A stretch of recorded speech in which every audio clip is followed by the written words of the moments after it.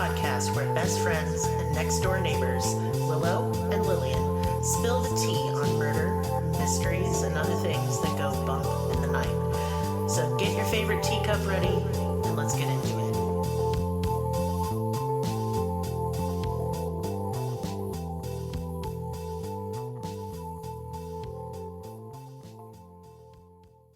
Welcome to Cruelty Podcast. This is Lillian, and with me is Willow. Hello. Hey, look at us being back and not having stupid technical problems. Yeah. Sorry about that. I mean, sorry I got sick, too. Oh, yeah. Yeah, I'm also sick currently, but I'm at the end of whatever. I don't care anymore. Just do it. Though. If I die, just bring the mic to my graveside and just put it in the coffin. I'll keep going, I'm sure. I sound like I'm in a bad mood, but I'm not. Everything's okay. Everything's okay. Mm-hmm. Oh, yeah, it's Maris's birthday today. His 40th birthday, no less. And, okay, so I want to tell you guys a brief little story before we get into our case. So, last year, on Maris's birthday, our car broke down on the way home from getting him ice cream and pizza. And it broke down. Let's be clear. And the ice cream melted. Oh, yes, it was soup. Mm-hmm. And then the pizza was cold, so that's fun. Mm. And we were just sad and uncomfortable, and my car was stuck on the side of the road. And of course, the cops showed up, too, so we're just, like, shitting our pants because we hate the police. And then that just proved to be the death knell of the car. It was done after that. Yeah. My car started acting up. Yep. Today, on the day of Maris's birthday. Maris. Happy birthday. It didn't, trigger him into, a massive depressive episode at all. It's sad. I hate it. Yeah, so I'm going to leave his birthday fund up for one more day. We could just use it in general now. The expense. I hate the combustion engine, and I hate this economy, and... yeah. It's looking more like soup for my family every day. Yeah. And eat the rich because I can't afford groceries anymore. Yep. And they look corn-fed and delicious, so I'm just going to dig right in, Elon. He looks juicy. Bet he's yummy. Yeah, I do a slow cook on him. Anyway, we're still on Best Friends Who Kill, but I believe this is the last episode that we'll be doing. I was literally just sitting here thinking, yep, that's my disgusting best friend talking about... Cannibalism? Elon Musk. Yeah, well, whatever. Yes, it's Best Friends Month. I'd eat him out of spite, even if he wasn't tasty. His skull is drinking gourd. I just want a fraction of a fraction of a fraction of his bank account. Tens of thousands, please. Yeah. Sneeze some money on me. Pew. He won't. You're not under 25. So basically, yeah, gross. So basically, do we have our theme for next month picked out? We actually don't. Gasp. You scared me. No, we'll have to talk on Patreon about that because we have a new tier, a new thing arrangement with our tiers. An arrangement. That sounds very sexy. We have a paid negotiable arrangement. All right. Our Patreon members are going to help us pick next month. Yes, but we'll announce it as soon as we figure it out. I totally... See, look, where am I? I don't know. I forgot all about it. But yeah, what case are you doing? So this is the case of the railway killers, John Duffy and David Mulcahy. And this best friend duo is from the UK, one of Britain's most notorious serial killers that didn't get much coverage, at all. There's two different episodes from two different shows. I've never heard about of them. it. There's no documentaries. There's no podcasts about it. There's no nobody's really. I've never heard of this one, and I got confused because, excuse me, the United States has a railroad killer, but that's not what they call it in the UK. They call it a railway because they have to be the biggest pick-me's of all space and time. I love the different words. I do too. I just recently found out what a balaclava was. That's one of them hats. It's a ski mask. It's ski mask. Yeah. But balaclava, I was like, that sounds like something you eat. It sounds like a baklava. Yeah, that's like the, a yeah. dessert. I was like, yum this yum. is a typo. Yeah. Jesus Christ, Willow. So yeah, this case is actually pretty fascinating. I mean, as far as like the friendship dynamic that goes on here, the way that the courts and the justice system, like the whole case behind it, is really actually interesting. So I'm kind of I was actually shocked that there wasn't that much coverage on this case, is what I'm trying to say.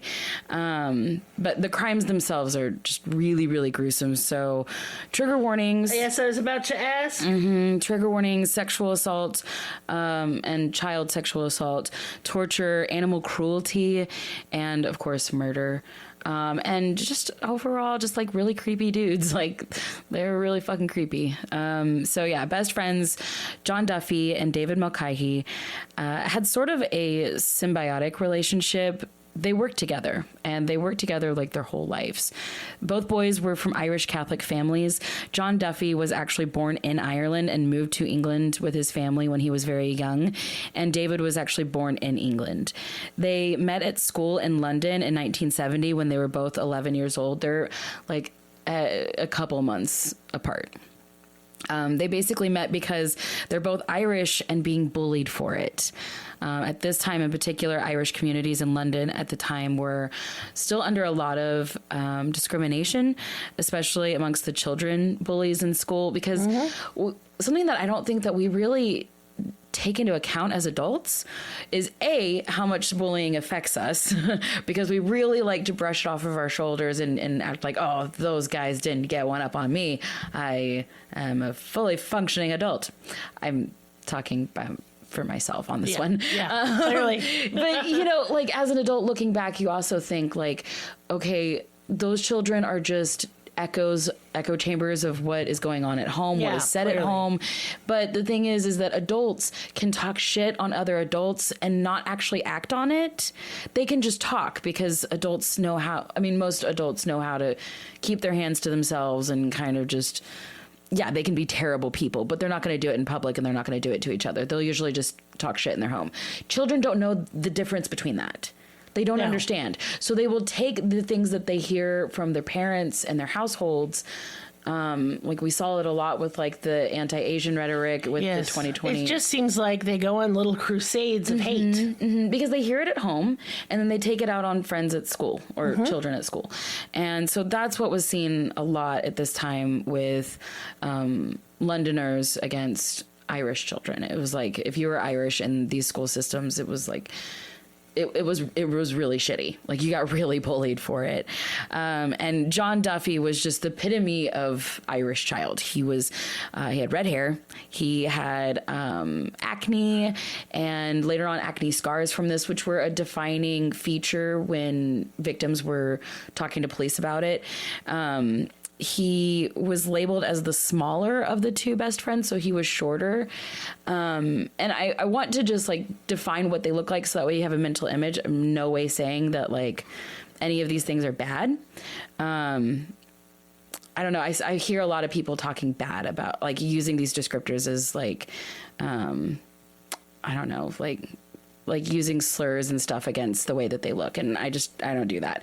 But they all said that he has these piercing blue eyes, just magnetic piercing blue eyes. And that's something that you're going to see like across the board, because again, later on they wear those balaclavas, like ski masks. And that's one thing his defining feature. Yeah. Is the striking blue eyes.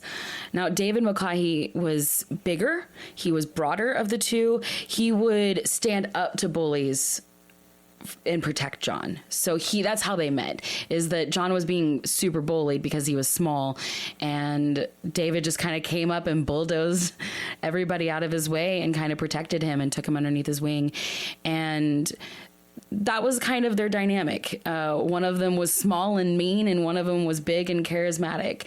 And so people would actually get along more with David Mulcahy. So he was able to not only protect him, but socially kind of sway the hatred, kind of block. I call it being the social lube. Just makes things go easier. That's me. And because Maris is awkward. Yes. So I'm the lube. It's fine. Just make it all slippery. I was thinking of like a shield. I'm just thinking about lubricant. And if lubricant, I'm not necessarily talking about the stuff you put on your genitalia. I could be talking about it in mechanic terms. I laugh every time I pass by a tire shop. I'm like, ooh, it's bad. I'm sorry. 5? Yeah. All right. But yeah, so John is the more quiet, introverted, smaller type. David is the bigger brawn of the two.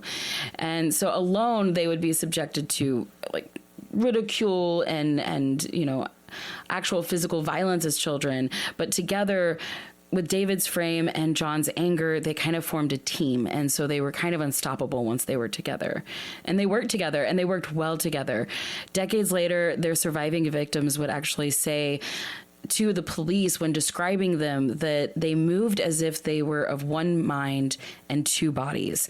They always knew each other's next step and would act accordingly. So they didn't have to verbally communicate to each other. It was like all of their movements were one fluid movement. That's creepy. It's extremely creepy when you add into the factors of their intentions. Yeah, that's what I'm adding in there.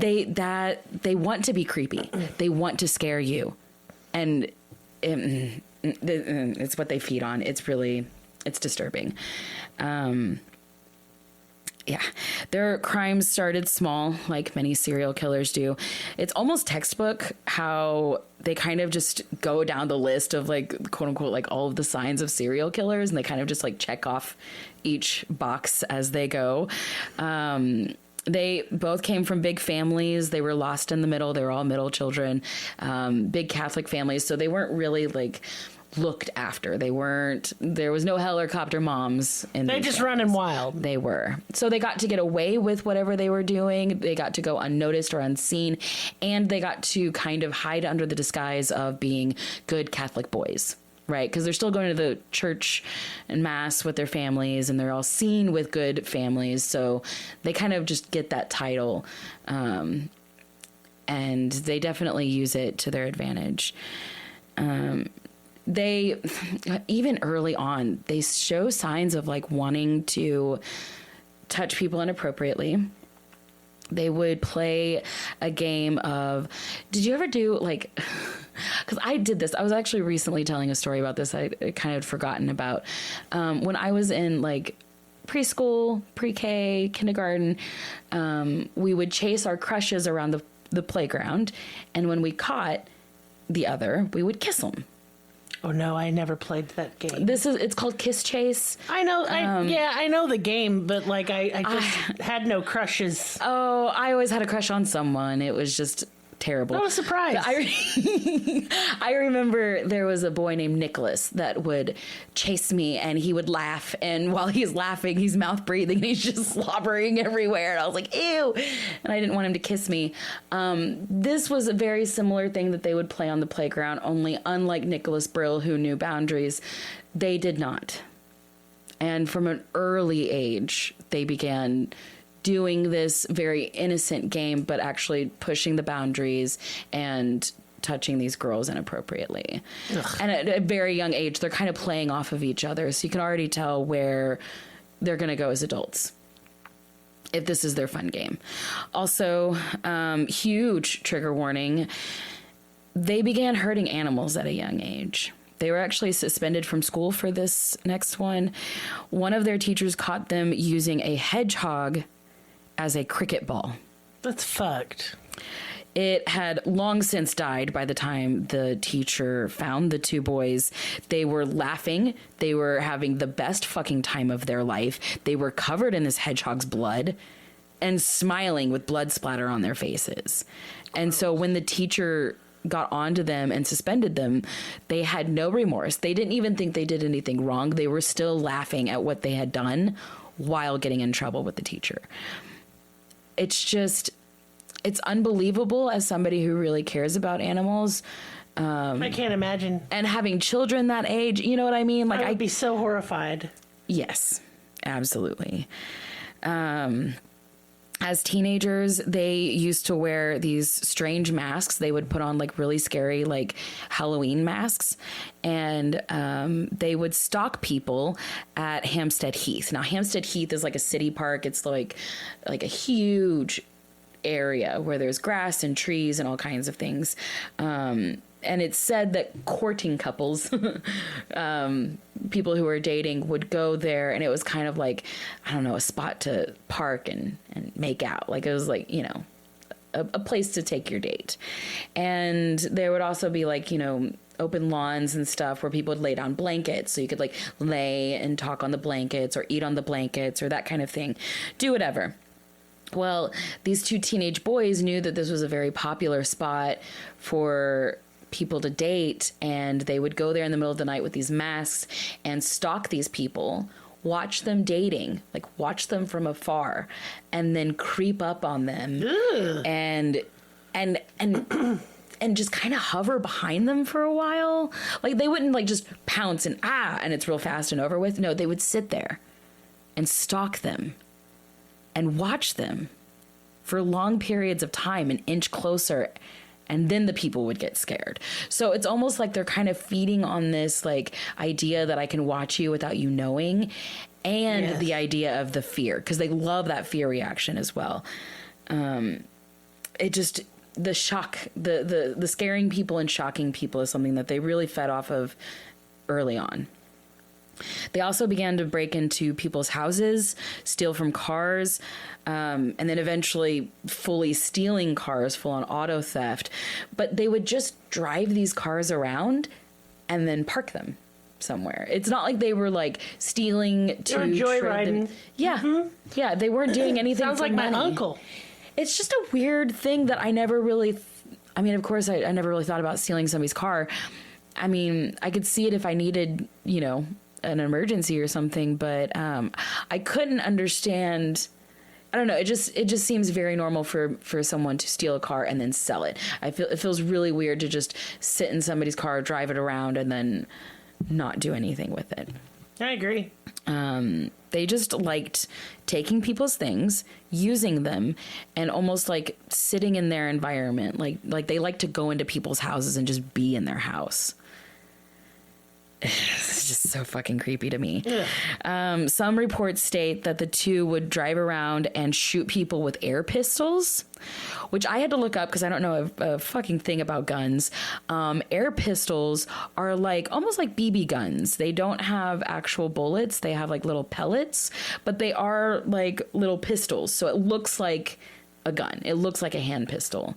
But it uses gas, usually CO2, instead of like firing real bullets.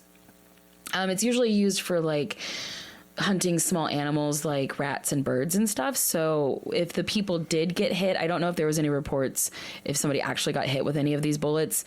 I think it was just purely to scare them. But I know that, you know, if you get hit with a BB at close range, it can hurt. Shit hurts. It can definitely get lodged under the skin, and I've seen people with BBs under their skin years later that doctors can't get out. But yeah, so it's just scary that this is just a teenager running around wanting to do drive-bys on people and using BB guns, thankfully, instead of actual pistols. But as they got older, John and David began to get obsessed with martial arts in particular.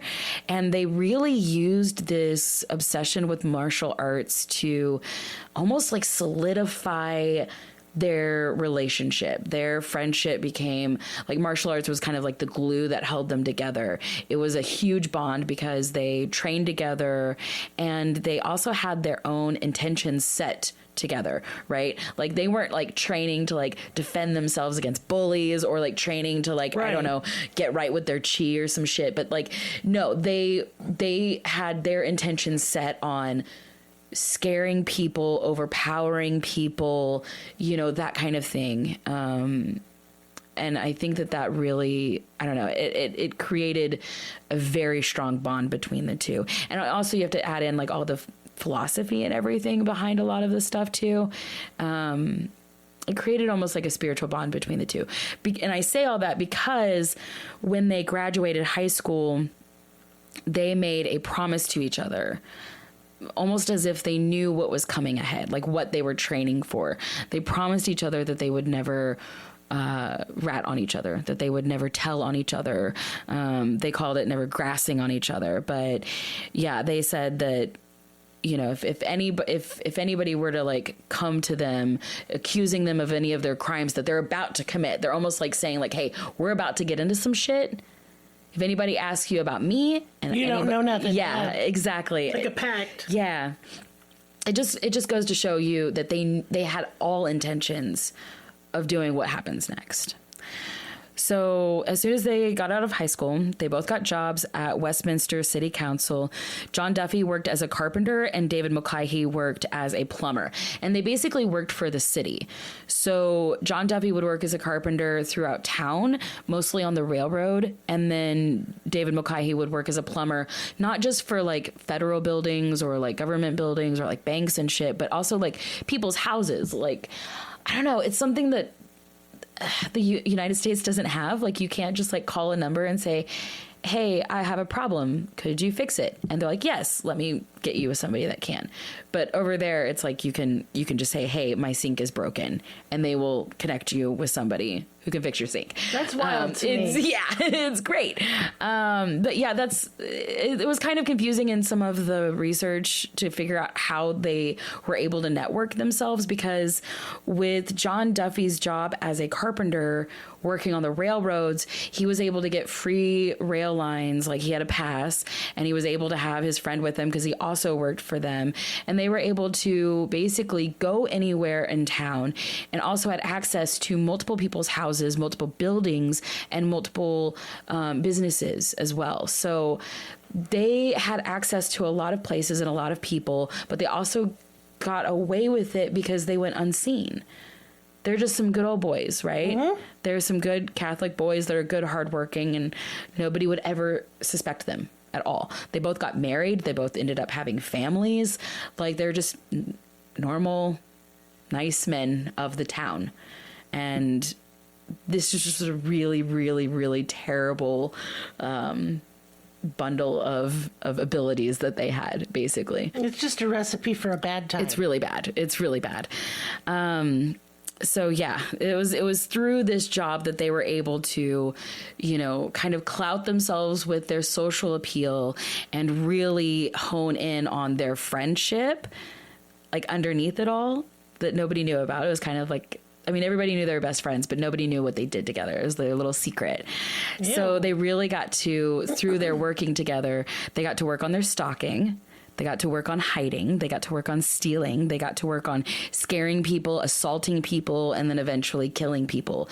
And they got away with most of their crimes for quite a long time. David had gone to a client's house. This is like pretty early on in the career. He had gone to a client's house to fix a plumbing problem. And when he saw the client, he just decided then and there that she was the one. She was the first victim. Just upon first glance, which terrifies me because I had a plumber in my house the other day while doing the research on this. So he's like, okay, well, obviously he's sitting there in her house working on her sink. So he's able to map out the house. He knows where it is. He knows how to enter the house. And then, so he finishes his job. He goes to his best friend. And then that night, they stalk her like they always do. They go into her house. They wait for her to come back. She had gone out for the evening, and they're just waiting and waiting. And she never came home. She stayed the night with a friend. Whew. How terrifying is that? So Think scary. About all the times that you've gone out and you've thought like, okay, well, I could either like, okay, I could go home with you and keep hanging out, or I could. Or how many times I just change my plans spontaneously. Or how many times you're like, oh man, it's 9:00. Do I really want another round, or do I want to go home? You know, it terrifies me. But they waited inside of her house and she never came home. So they decided to try their luck on another woman. They had another woman in mind that they knew where she lived. So they snuck into her house, and she ended up coming home with a man. So they were like, fuck that. So they ended up having to like run for their lives, like sneak out the back and try to escape without this man coming after them. So they had apparently 2 quote unquote losses for the night. they decided to change up their plans after this. They were like, okay, obviously we can't just wait inside their houses. We're good at getting in. We're good at breaking in. We're good at stealing shit. But obviously we don't want to get into their house and wait for them to come home because there's too many factors. It's not a controlled setting. So they're like, okay, we need to regroup. So they decided to basically kind of have not a cooling off period, a regrouping period, a remanagement. And they decided on crimes of opportunity. Like most serial killers do, they realize, oh, I could just do it right then and there without thinking, and nobody will suspect a thing. And that's exactly what they started to do. They called it hunting, and it's so much like the Speed Freak killers, because they called it hunting as well.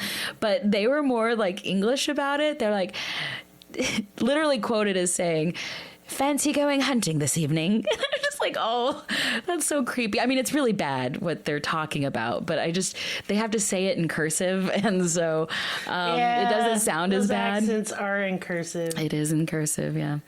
So by 1980, they were about 21, both of them, both married, and on the surface living fairly normal lives. And it seems like they took time to gather themselves. So they had this cooling off period, and they needed the disguise of normalcy. So I think this is all part of they're still working as serial killers at this point. They're just not actively killing. They're preparing themselves. They're preparing their social mask, if you will. They're going to work every day. They are doing good by their wives and their kids. They are helping neighbors bring in their groceries. You know, they're being seen as pure, good, quote unquote people, kind of paving the way for what's about to happen next. And they do this for about 2 years, which is very strange. And in October of 1982, they attacked their first actual victim. It was near Hampstead railway station. A 21-year-old woman was walking home from a party holding a teddy bear in her arms. And I don't know, that just adds just extra sadness to this case. They came up behind her and they put a knife to her throat and they said, quote, "Don't worry, we only want to take the teddy bear." Then they forced her into the garden that was next to them of an abandoned house. They gagged, they blindfolded her, they tied her up, they sexually assaulted her, and then they left her there. After they did that, they couldn't stop. They'd basically go out every single night assaulting women and girls in this way, sometimes multiple people in a night, one after the other. It was like a feeding frenzy for them. And because they were doing it mostly with masks, mostly in the middle of the night, and mostly coming up from behind the victim, blindfolding them, they never got a good view of them. They were able to just do this one after the other and get away with it. And so London at this period of time was in complete shock, hysteria. Their loved ones are being assaulted and coming back really injured. It's a time of hysteria because they can't catch these people. The community was terrified, and so far the attacks had been random. So random people, random places, nothing really that you could plan for. It's not like, oh, I don't want to take that railway because, somebody was attacked there, because it was random. It could be anywhere. It could be anywhere. Some attacks happened near the parks. Some happened near wooded areas. Some happened near the railways. Some of the attacks were only one man. Some of them were two. So they did attack alone. Some of them, they both had different proclivities. Many of the victims who came forward said that the small one with piercing blue eyes followed the lead of the big one. And this is important to the case, but sometimes they wore ski masks, the balaclavas, and a lot of times the people said that the only thing that they could see aside from their height and the ski masks was the piercing blue eyes of the shorter one. Right. They had a system to their sexual assaults. One person later described the attacks almost being militant in their planning, as if maybe during these 2 years they were working on this, like down to a science. Yeah, kind of. like almost like choreography. Ugh. They stayed ready with a sexual assault kit in their car with ski masks, tape, knives, and rope. They made it a habit to ask every single victim where they lived, what their address was, and then they would take out their license or ID to verify if that victim was lying or not. And then they would take that ID and put it in their pocket and keep it for later. So that way the victim was scared, like way too scared to go to the cops, scared every single day that they would show back up at their residence, you know, just absolutely terrified. That's what they wanted. They wanted everybody to live in fear. There were so many people reporting and like not reporting their sexual assaults. And what I mean by that is like either telling friends, and then their friends or loved ones would call in, or they would call in anonymously and just report it.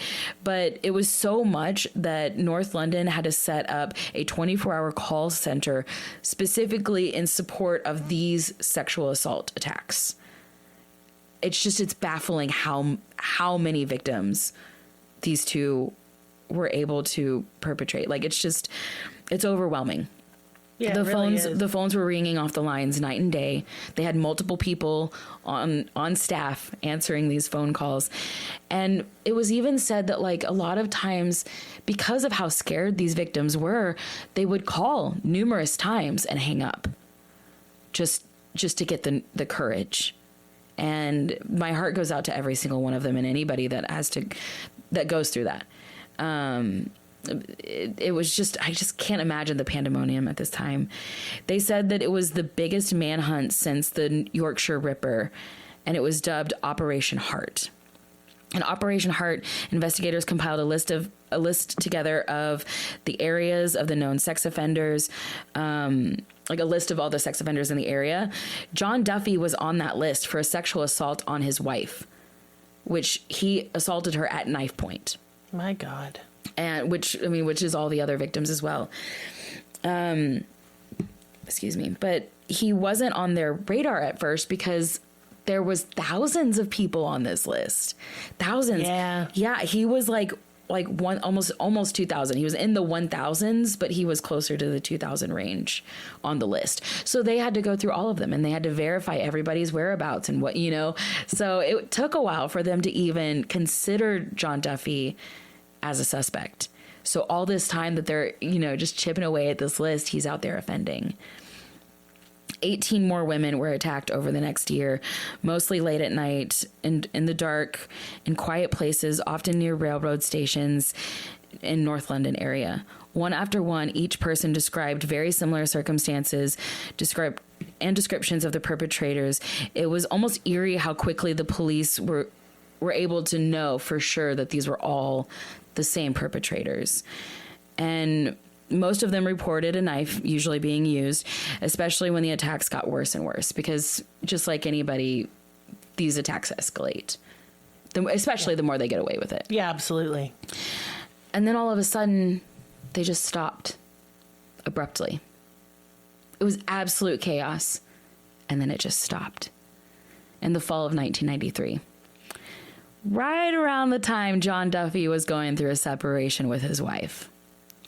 He had gotten violent with her and she left, but sadly they made up. And as soon as they made up and got back together, the attack started again in early 1994. One night in July of 1984, they had been driving around, quote unquote, hunting for a while and hadn't found anything until late that night. They saw two Danish au pairs walking near Hampstead Heath, their old stomping grounds. And the two 18-year-old girls had missed their train going home. They had to walk back because at that point the trains just stopped. And so they had to walk back and they were, you know, trying to hurry home. It was late. I'm sure they were exhausted. They were just walking along and John Duffy and David Mulcahy walked up behind them, one with a gun, one with a knife, each behind each of the girls. They dragged them into the woods nearby and brutally assaulted them. In July of 1995, 3 women were reportedly sexually assaulted in the same night, one right after the other. In late 1995, the detectives on the case had connected a total of 24 assaults throughout North London. So it just keeps escalating and escalating and escalating. They knew that they were looking for 2 men, one who was shorter, one who was taller. They didn't know much about the taller one, but the shorter man, they all knew had piercing blue eyes. They also knew that by samples, again, they don't quite have DNA samples quite yet. So they knew that he was an A secretor blood type, meaning that in a lot of like true crime shows and like detective stuff, people talk about secretors and not many people know what that means. And what it basically means is that your blood type is in your semen, is in your, I believe, spit and saliva, and anything that's mucousy. It's in everything. Not all people secrete their blood types. And so it was a way before DNA to kind of, it's another type of circumstantial evidence. You know, it's not quite pinpointy, but it helped in this DNA process, or in this, investigation process. So they knew he was an A secretor blood type and had fair hair. Descriptions of the taller man were that he was darker complected, possibly that he was outside more. He had a mole on his chin and was reported to be much more violent than the shorter one. They put up posters all over town, dubbing them the North London Rapists. Since most of the attacks happened at night near the railway lines, the press gave them the moniker the Railway Rapists, which is really hard to say, and I hate that last word. The story was all over the headlines throughout the year. Everybody was in fear, and John Duffy and David Mulcahy were brought in for questioning, but were released for lack of evidence. That sucks. Yep. In August of 1995, John Duffy was arrested on sexual assault and domestic violence charges against his wife. Again, but he was not held long because in September of 1995, a month later, a woman came into the police station to report an assault and gave the description of John Duffy. And he was brought in for a lineup, but she could not recognize him. So he was let go again. And it's just so sad. Yeah, it really is. It's really sad because it's like it was a repeat offender, like as soon as he was let out, you know what I mean? And they're like, oh, it had to have been him. But when you attack, I mean, These are I wouldn't be people, able, I wouldn't be able to pick my assault, like the people that have assaulted me. Many of them were random. Many of them were at night. Many of them were in circumstances that I wouldn't be able to point them out in a lineup. One of my assaults that I never talk about just because it was so awful, I couldn't have picked any of the 4 men that assaulted me that same night because they took advantage of me while I was intoxicated. I have no memory of that event. I just was told it secondhand. Yep. So, I mean, before people like get on victims not being able to identify, I mean, come on, you never know. And it's like, in a lot of places, especially back in these times, and especially older cases, the victim's eyewitness statement type thing, they're not coming forward too, so there's that. It was, you didn't have a case without it, is what I mean. Yep. There was no looking for evidence past that. So in December of 1995, another attack, only this time it was far worse than ever before. Their MO would change from sexual assault to murder. December 29th, 19-year-old Alison Day caught a train to Hackney Wick Station in London to meet her boyfriend after his late night shift at work. She was a secretary living with very loving adoptive parents, about to marry the love of her life. She was beautiful and bubbly and had the whole world ahead of her, but unfortunately, she'd accidentally stumbled upon the railway rapists, and that night they would turn into the railway killers that we know them to be today. The train station was essentially vacant, with everyone home for the holidays. She was the only one getting off that train that night. Allison was walking alone. 2 men grabbed her from either side, threatening her with weapons, walked her down the tracks, down the side footpath, and which is a place that they were really used to using. Only this time they walked her across the railway bridge onto the other side of the river. And then they both attacked her. They both sexually assaulted her there on the other side of the river. And after they were done assaulting her, beating her, they were just going to leave her there and run off like usual. Like that was usually their MO. But this time, they decided to mess with her.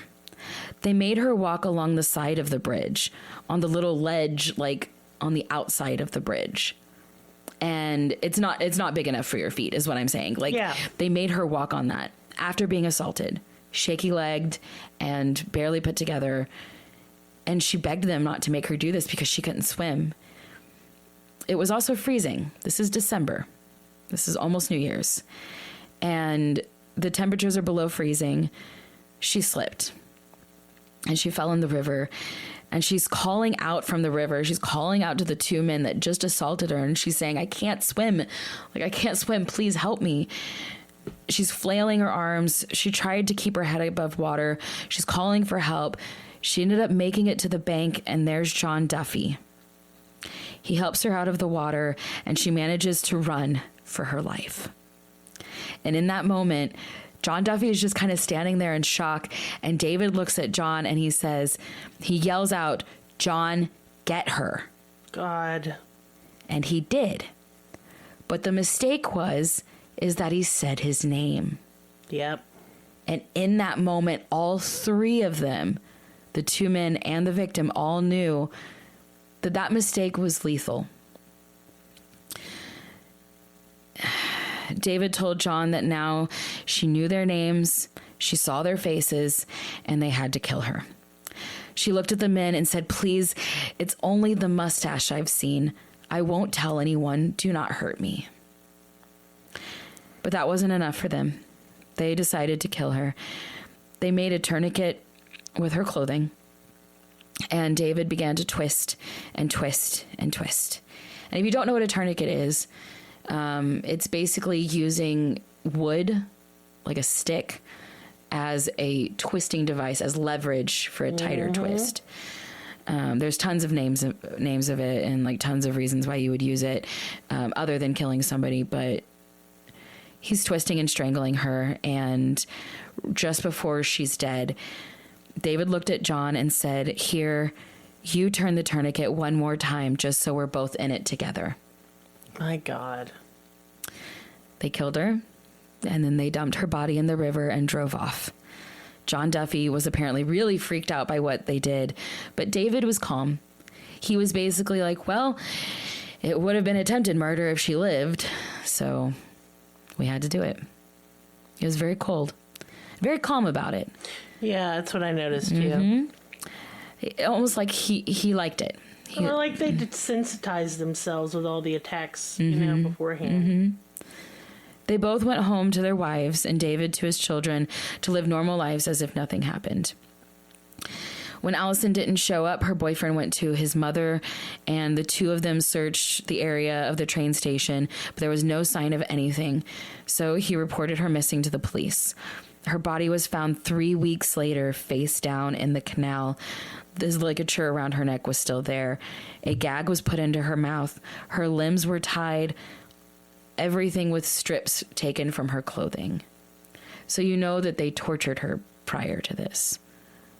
They took strips of her dress, one by one, and did this to her. And even through the decay, they could tell that she had been sexually assaulted and tortured before strangled and then dumped. April 17th, 1996. Marty Tamboza, a Dutch schoolgirl, had just turned 15 when she had gotten home from school. She had something to eat. She visited with her parents. She decided, because the school was almost over and she was going to go back and see all these friends. And so she wanted to go down to the sweet shop to bring back sweets to her friends. Try some English candy. And very innocent. Yeah. And she kisses her mother goodbye, and her mother reminds her, hey, remember to take the long way. Don't cut through. Don't go by the don't go by the railway because of all the attacks. Yeah. You know, it's dangerous. She's like, I know, Mom. And she did what every normal teenager would have done. The shortcut. I would have done it too. So she's riding her bike along the footpath next to the railway, and she sees a line, like a fishing line, going across about 3 feet in the air. Oh, God. Going across the walkway. And she's like, okay, this is weird. So she gets off her bike. She props her bike up against a tree, and she starts messing with the line to take it down. John and David appeared from the woods and dragged her in. They sexually assaulted her. David Mulcahy grabbed a big rock and knocked her unconscious and told John Duffy that they had to kill her. He said, well, I killed the first one, so you have to kill the second one. They took her belt off of her pants. They grabbed a stick and used it as a tourniquet, and John Duffy strangled the poor teenage girl to death right there. After John was done, David told him that he did a good job. Gad. And for those listening, it's also called a garrote. It's such a hard word for me to say. I just used the term tourniquet. Garrote. Garrote, yes. Yeah, because tourniquets are typically applied to stop bleeding and are medicinal. That's right. Yeah. So garrote is specifically to kill someone. Tourniquet is what was used in the documentaries that I watched. There was also... And that might be a British thing, too. There was also another term that I can't remember right now, but it was more like a Boy Scout term. Yeah, it's a garrote. But yeah, just disgusting. He was like, oh, you did a good job. As they started to walk away from her body, David turned to John Duffy and told him, hey, go back to the station. I'll meet you there. He said that he basically made up a lie saying that he just wanted to go check and make sure she was still dead. He may have, but that was not his real intentions on going back to the body. He went back to try to cover up evidence by taking tissue and wiping her off, which is something that they did with all of their sexual assault victims. They would leave them with a handkerchief, like wipe them off. It was awful and degrading, and I didn't mean to add that in because it grosses me out. But this is what ties them to the scene, is what I'm saying. It was a common denominator, like a calling card. Yeah. Yes, he wiped her off and then set that tissue on fire and covered her with some limbs, and it kind of looked like maybe he was trying to set the body on fire, but he obviously doesn't know how to set anything on fire because there was no... It didn't work. It didn't work. He just kind of walked away. So luckily it didn't burn her body too much. Her body was found the next day. When police found her body, they noticed that she was laying next to some bluebell flowers. And so they called this Operation Bluebell in memory of her. And I find that just so sad and beautiful at the same time. I always think it's beautiful when investigators notice these little things, and it kind of gives a little bit more respect to the victim. They could tell that she had been sexually assaulted, obviously the way that the body was positioned, and had a horrible head injury.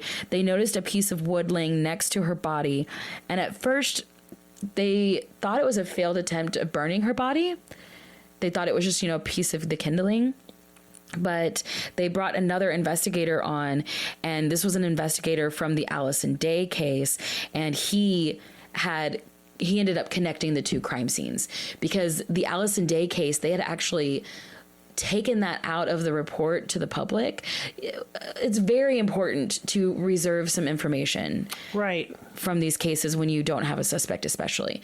So that's something that he kept close to his chest, that not many people knew that there was a garrote used in this. So when he saw the crime scene and he saw that piece of wood laying next to her throat, he was like, these two cases are connected. So by connecting these two cases, they had now two teams of investigations on this case. It gets messy, is what I mean, is because this area is not known for, its high crime rate. So they're not really well versed in catching killers. I don't know. The next case gets really sloppy in the police investigative work. So, yeah, they had to basically try to narrow down suspects to make sure that this wasn't any copycat killers. So they kept this garrote even more close to the chest now, as far as evidence goes. So the detectives on the Marjorie Tamboza case, they weren't, like I said, they weren't aware of this. The stick with the garrote thing. So by connecting these two cases, they were able to compile evidence from both cases as well, if that makes sense. Yes. So it kind of just was like a huge aha moment for them. Another break in the case came soon after when a witness came forward to tell the investigators that they witnessed a woman they described as fitting Allison Day's description at Hackney Wick Station being dragged off by two men. So this now connected, this eyewitness connected Allison Day with two men, which connected Marjorie Tamboza with two men, which connected them all with the rapes that were going on, the sexual assaults going on around town. So now they know that these two men are the two men for all of these cases. Now it's connecting just hundreds of cases now. But unfortunately, this would take time to narrow down suspects. Yeah, I'm sure. And in this time to narrow down the search, another victim was claimed. May 18th, in my notes, I'm just going to take an aside. Because of my dyslexia, I have gotten 1986 and 1996 severely mixed up all throughout my notes and all throughout this case while I'm talking about it. Yeah, I'm not sure which. I'm so sorry. I believe this is actually in the 80s and the case comes back in the 90s. Because, I have this as 1986. I know you're looking it up for me right now. I am looking it up just to make sure. We don't want to give... My house has been toddler chaos, so my brain has been soup. So my dyslexia has been really bad lately. Yeah. But yeah, I believe this is probably going to be 86. Yeah, it's 80s. Because they get arrested in the 90s. Yeah. Yeah. So these are all happening one after the other. Anytime that I said 1990s, I meant 80s. I'll leave it. I'll put a note just to in the clarify. too. I do this if you're just now listening to our podcast and haven't listened to many other episodes. There's times where I get names and numbers mixed up, and I do apologize because I don't want to sound like I don't know my research. It's literally... It's dyslexia. My brain. And Maris has it too, for the record. So a lot of our listeners have come forward and said they also struggle with dyslexia as well. So be patient. Y'all. We try. We try our best. I just like to be accurate. Yes. Yeah. So 29-year-old Anne Locke. She was a newlywed. She had just gotten back from her honeymoon in the Seychelles. She still had her tan lines. They said, just devastating. This woman was really, really well loved. She worked as a secretary for the local London weekend television, and she was called into work that day. So she rode her bicycle to Brookman's Park Station, caught a train to London. She reportedly left work around 8:30 p.m. and caught the commuter train to London's King's Cross at 9:45. She was supposed to arrive at Brookman's Park Station around 11 p.m., but she never returned, or she never got there, and she never returned home. Her husband, Lawrence, rushed to the station to see if she was there, and he didn't see any sign of Anne whatsoever. She was immediately reported missing, and a search ensued. Newspapers all over London's headlines, in huge print, it said the missing bride. So they dubbed her case the missing bride case. And her grieving husband was shown all over televisions, just begging and pleading for the public to come forward with any information, everybody to keep eyes out on her, begging for her safe return. But sadly, they knew that she never would. They knew something was wrong early in the investigation when searching an area near the train station. One of the investigators happened to look up, and in the trees they saw Anne Locke's diary just dangling from a branch in the tree. That's so creepy. Her diary. They came around the corner to find her bicycle still padlocked, her purse, her address book, and her train pass. So she must have made it to her bicycle, and they must have been waiting at her bicycle for her because she couldn't even get it unlocked. So they knew at that point, about a month into the investigation, that she had in fact made it to the train station, but hadn't left the train station on her own accord. And it was upon getting off that she was attacked.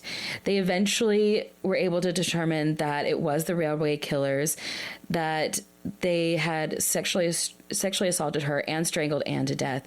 They also attempted to set her body on fire, just like Marjorie Tamboza. But unlike Marjorie, they were unable to find her body in a good time frame. And this part of the investigation really, really sucks because of the combination of the different police task forces and the different, groups of investigators. It was like a bad case of telephone. One group thought that the other group had already covered this area. The other group thought the same thing about another group. So this one specific area didn't get searched. Yeah. For months. It was a 200-meter section by the railway that did not get searched. And her body was found 9 weeks later by railway workers. That sucks. Just absolutely devastating. She was so badly decomposed that all evidence was destroyed. Yeah. But luckily, in that 9 weeks that they were looking for her body and not finding it, it took investigators on Operation Bluebell had started to narrow down their suspects. So luckily, this thing kind of I know it's really sucks because time is of the essence in many cases, but at this one, it's kind of like they all kind of come together at the same moment. Marjorie Tamboza's body was taken in for autopsy, and unlike Allison Day, whose body had been submerged in water for a few weeks, and Ann Locke's body, who had been found really, really late in decomp, Marjorie's body had only been in the elements for a few hours. So they were able to actually get a lot of information from this crime scene and from her autopsy. They found that they had tried to burn the body, but they were still able to get genetic samples from her body. Of course, it was, the 1980s. They didn't have DNA testing back then, but they were able to do blood typing, and they did find that he was an A blood type secretor. So they got that. It's circumstantial, but it's still a positive match. The DNA sample was entered into the police database as Z-Man or Z-Man. I think it's really funny that people say Z. I don't know. I do too. Why? Why you don't do it to the rest of the alphabet? I'm confused. Someone explain it to me. Someone British. Right. But yeah, so they had the sample, but they didn't have the DNA. But it was labeled as Z-Man, as A blood type secretor. It was cross-referenced with thousands of A secretor sexual offenders, plus witness statements with the physical descriptions, and it all boiled down to John Duffy, number 1,595 on the list. Wow. That's how many people they went through to get to him. He was a carpenter who knew the railway and at one point had a criminal history of sexual assault on his wife. So they were like, yeah, definitely, this is the guy. He was brought in for questioning. He seemed really polite. He made the officers uneasy with how much he acted like he wanted to help with the investigation. That's always a red flag, by the way. Mm-hmm. The two investigating officers stepped aside and they were like, I don't know, this could be our guy. He's got those piercing blue eyes. Mm-hmm. And that's what all the witnesses said. And they couldn't get past those piercing blue eyes. But they had to let him go because they can't just go off of that as evidence. No. Then later that night, John Duffy came to the police station with a slash to his chest and said that he had amnesia. A very obvious, to us, I don't think it was obvious to them at the time. It may have been, but it was self-inflicted, obviously. Oh, yeah, but he was very much trying to stage that he had been attacked and that he had hit his head, and now he has amnesia, and they tried to take him home. He couldn't remember where he lived, but his address was on his ID, so they just took him home. And when he showed up, he didn't remember his mom, because now he's back home with his mom. He didn't remember his mom, he didn't remember his dad, and he didn't remember his dog. He just didn't remember anything. Convenient. He was taken to the hospital. He was put into a room for monitoring. And in this hospital room, the police wanted to go in and question him, but the hospital staff said that they had to wait, that the police were not allowed to question him while he's in the hospital. Right, because they got to check him out first, make sure he's okay. You would think, right? Yeah. So they waited for 8 weeks for him to get out of the hospital. That's stupid. Little did they know that he wasn't physically in the hospital the entire 8 weeks. No, he's probably he could come and go. Stuff. Yeah, he could come and go. I mean, I think he went into the hospital every day for that period of time. Yeah, but then he went away. Exactly. Fucking dumb. Pisses me off. And I don't know why the hospital staff didn't tell the investigators that. I don't know if that's like some of their rules or whatever, but yeah. And so, yeah, during this quote-unquote hospital stay, John Duffy sexually assaulted another victim, a 14-year-old girl, by the railway. God damn it. Mm-hmm. Luckily, during this attack, though, her blindfold fell off, and she was able to get a good enough look at him that she was able to identify him in a police lineup. Hell yes. Good girl. Mm-hmm. And yeah, she picked out John Duffy. So finally they were able to catch him. He was finally arrested on November 26th. And while in the process, they arrested him while in the process of stalking another woman. God. Like, he can't stop. It's like an addiction. It's a big addiction. It's gross. Yeah. Like, how creepy would that be if you're just minding your own business? You have no idea what's going on. Police come out of nowhere and tackle a guy in a bush that you didn't see. Fucked up. So when questioned, he literally had no idea. No comment. I don't know anything. Nothing. Don't know. Not a surprise. Yeah. He never denied anything. He just said no comment. If they asked him anything about the assaults, the killings, or anything to do with any of the cases, nothing. Doesn't know anything. But he was able to carry on casual conversations as normal. He'd speak at length about martial arts. He'd, like, as soon as, like, conversations turned anywhere from, like, the normal everyday conversations to conversations about the investigations, he'd all of a sudden have amnesia. So they knew that he didn't act alone. They knew he had a best friend. They knew that there was always two. And John Duffy just refused to not only know something about the case, but refused to even say that he had a best friend, or even say his best friend's name, or anything to do with the accomplice. He stood by his pact. And the next day he was charged with 3 murders and 7 counts of rape. Mulcahy was arrested, but later released due to lack of evidence. They had the physical descriptions, the A secretor blood type. They needed actual physical evidence to tie John Duffy to the crime scenes, and luckily they got their break just in time. The timing sucks, but is also impeccable in this case. Yeah. It's both frustrating and satisfying. Now, the string that was used to tie up all of the victims were all the same string. It was all from the same spool of string. This string happens to be like the rarest fucking string on the planet. It's like 3 people sold it on the planet. Like, it's so weird. You know, I love it when fiber evidence gets people, and this is one of those cases.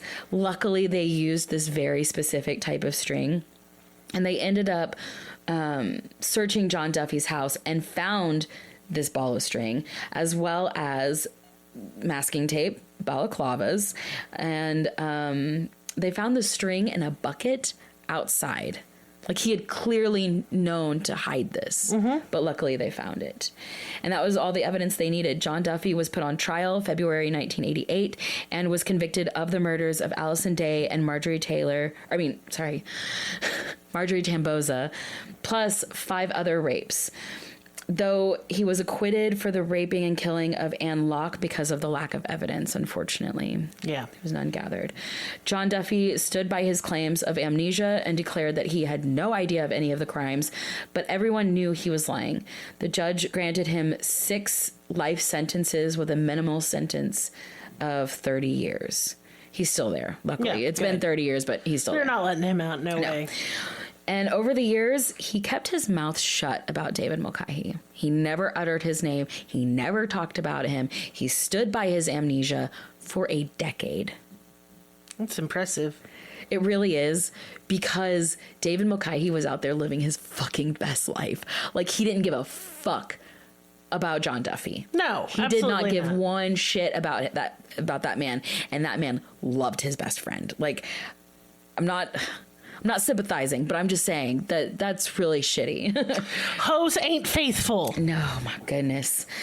So people who knew David Mulcahy during this time, during this decade away from John Duffy, said that he was a kind person, someone that they felt safe with. He had a large group of friends. He had a loving wife and children. He had 3 children. His neighbors said that he was the type of person to help bring in groceries if you're, at your car struggling to bring them all in. He was charming and nice.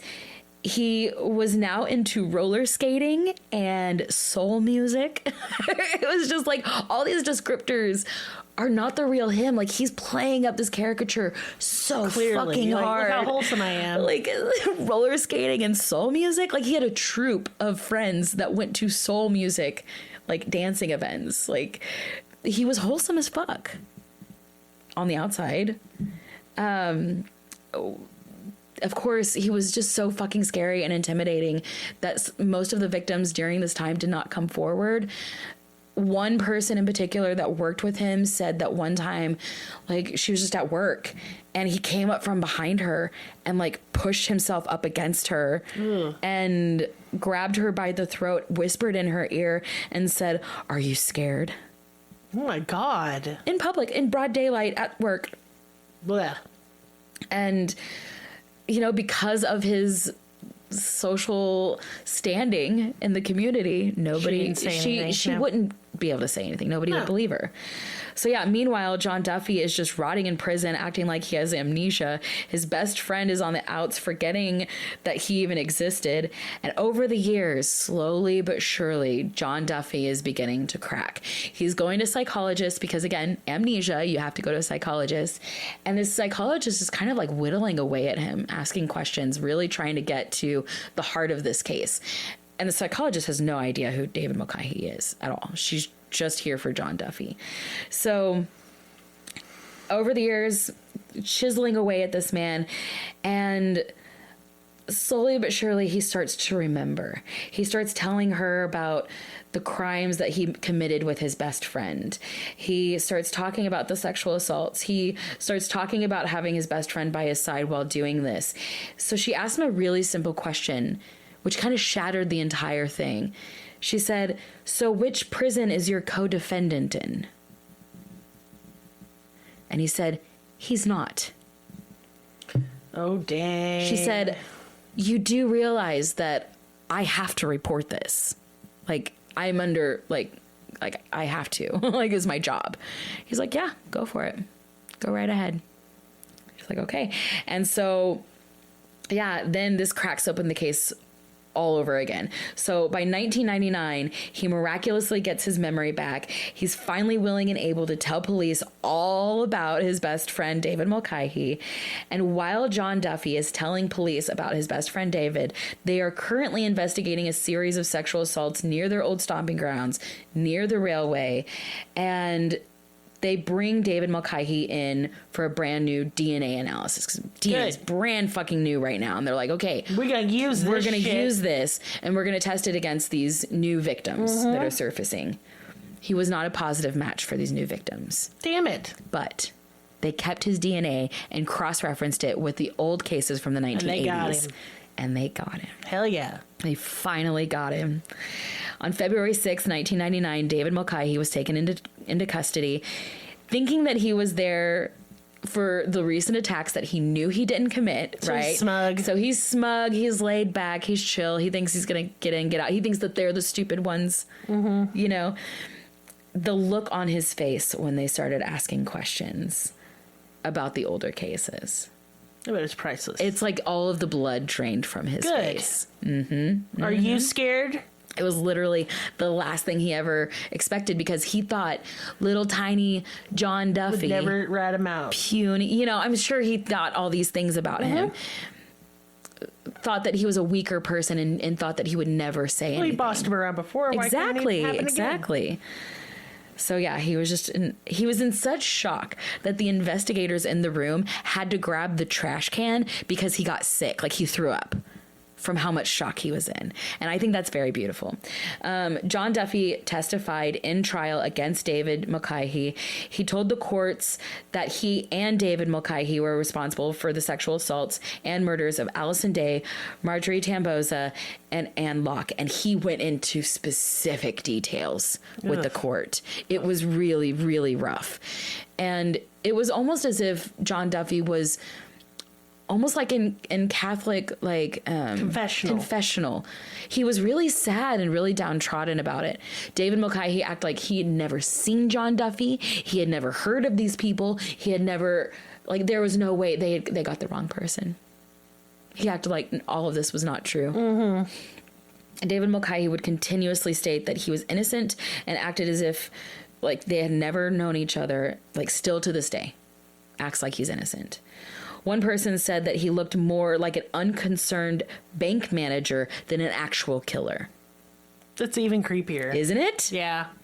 On February 5th, 2001, he was given 3 life sentences for murdering 3 women. He received 24-year jail term on each of the 7 counts of rape, as well as 18 years for each of the 5 conspiracies to commit rape, and they all were to run concurrently. So I didn't do the math. The articles did it for me.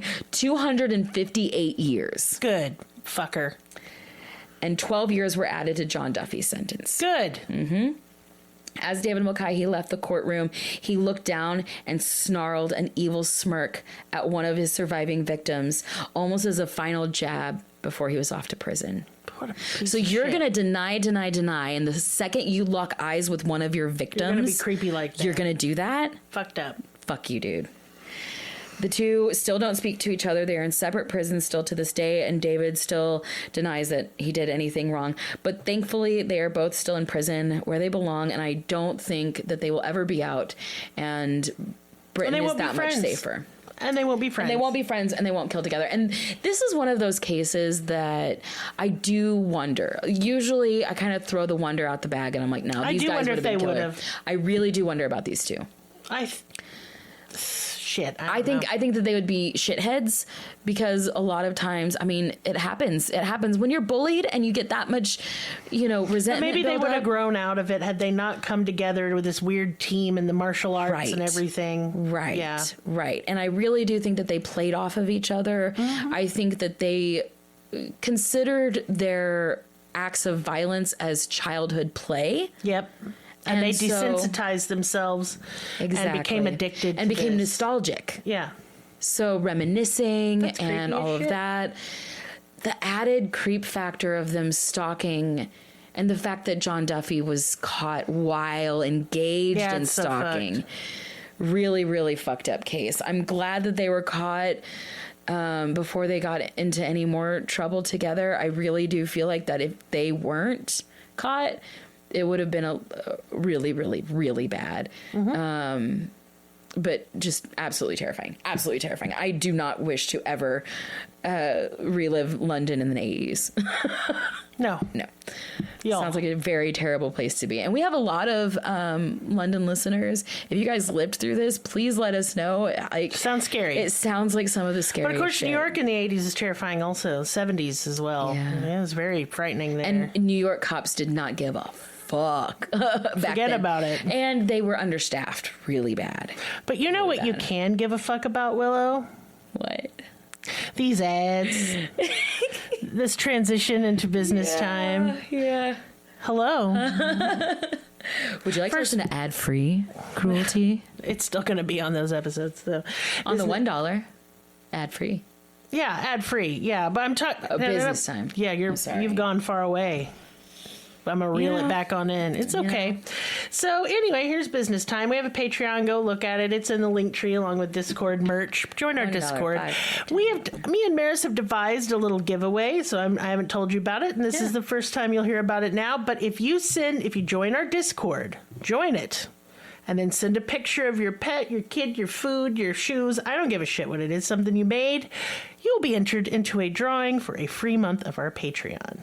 Aww. Isn't that cute?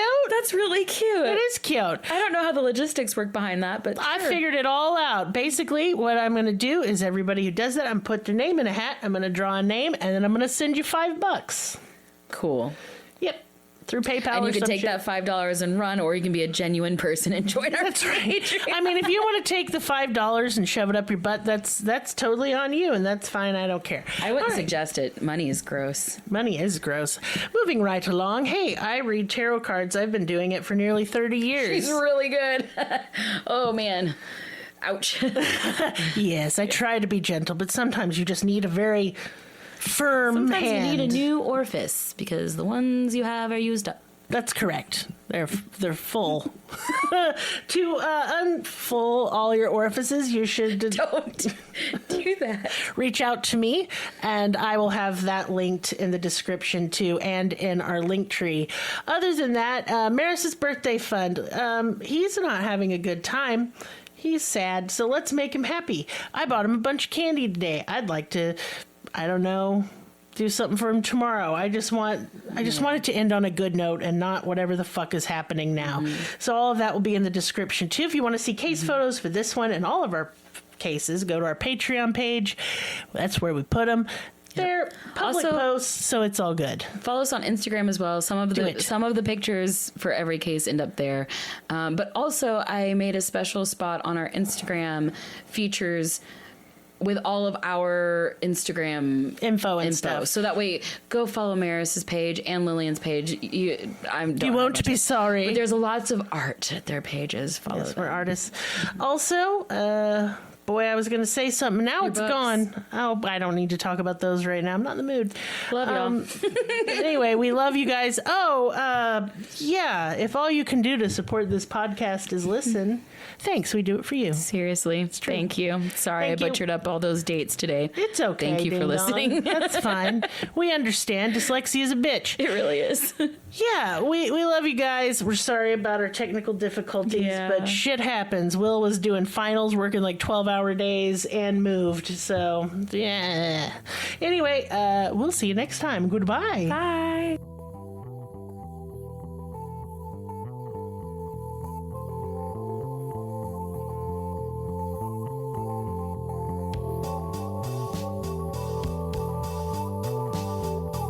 Us on your social media platform of choice.